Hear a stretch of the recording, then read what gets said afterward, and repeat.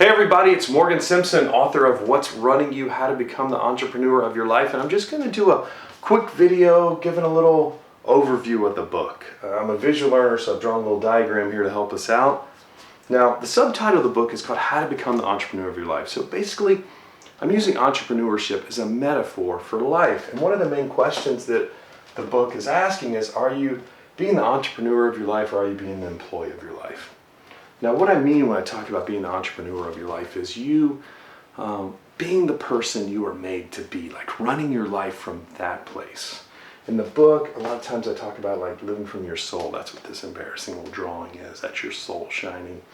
You also call it living from your essence, your authentic self, your true self. That's what it is. It's like, if you're not being who you were made to be, like the world's going to miss out on something. You know, it's going to miss out on who you were made to be and what you're made to give. So we don't want to miss that. So it's really important that we live from over here.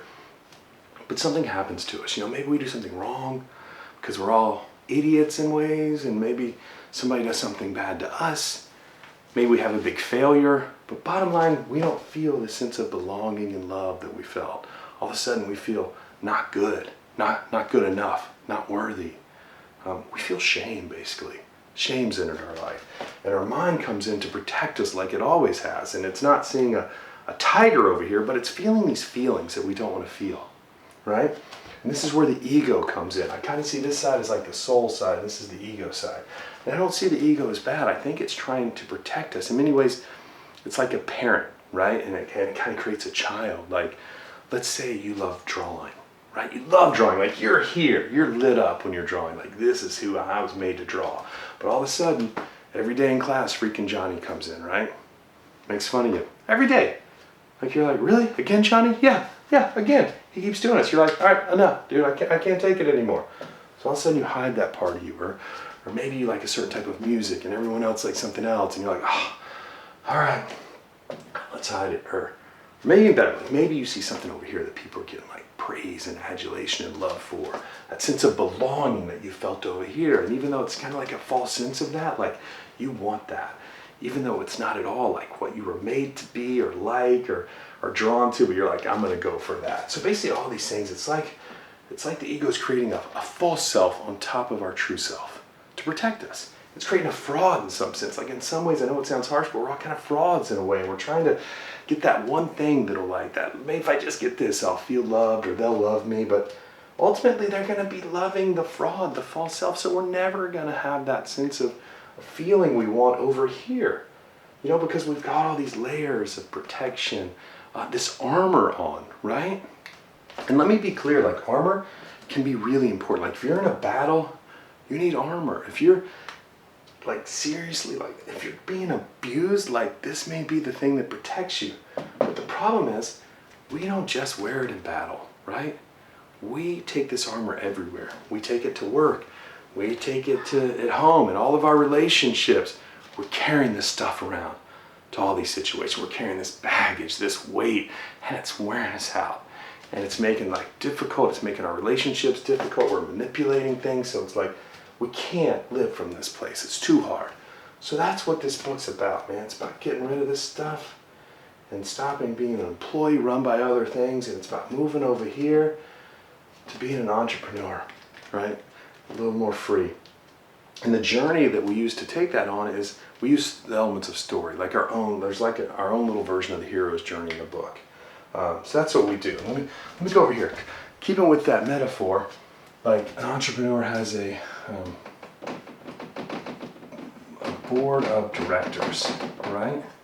Like it has people that are influencing us, right? Like our friends and colleagues, whatever they are. We have people that are influencing our opinions, but we may not even have consciously put them on there. Like, and it's really important that we get the right people in here, because these are like our Mr. Miyagi's, right? These are our guides in the language of story that are helping us complete this hero's journey, helping us move from here to here.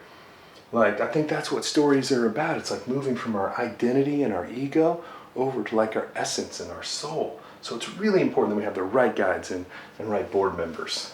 So we want to consciously go in there and select that. We also have a chairman, and this is key, because again,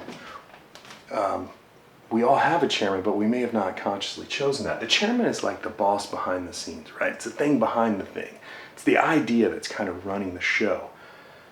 And it might even be Johnny who's your chairman. It might be these ideas that Johnny put in your head years ago that are still running your life. So it's really key that we get in there and figure out what that is and get the chairman that's really going to move us over here. You know, we want the chairman that's going to help us complete our hero's journey and come live from this place.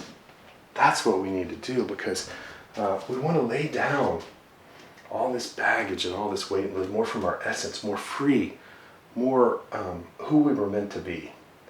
You know, I have a metaphor I talk about in the book. It's like a jazz band. Like we're all in a jazz band together. Like if we're all playing the same instrument, like we're making some music, but it's not all it could be. And eventually it's probably going to get pretty boring if we're all playing. But over here, we're all playing our own individual instrument, the instrument we were made to play. And yeah, we might have some time to solo, but usually we're backing each other up. But we're making beautiful music together. Music we couldn't make on our own, right? So it's important that we live from this place and that we're free and that we know like that we're okay being just who we were made to be. Like we're worthy here. We don't need anything else. We just need to be who we're made to be. It's enough. And we play our part in the band. So that's basically what the book's about. I mean, there's a lot more to it, but that gives you an overview. If that at all interests you, you know, you're more than welcome to go check out the book at Amazon.com, or you can find me on my website, MorganSimpson.com. And leave your comments, subscribe. You know, we're all in this conversation together. We're all in the same band, you know. So let's communicate, help each other out, and man, I hope y'all are doing great. Thanks so much for listening, and we'll talk to you soon. Thanks.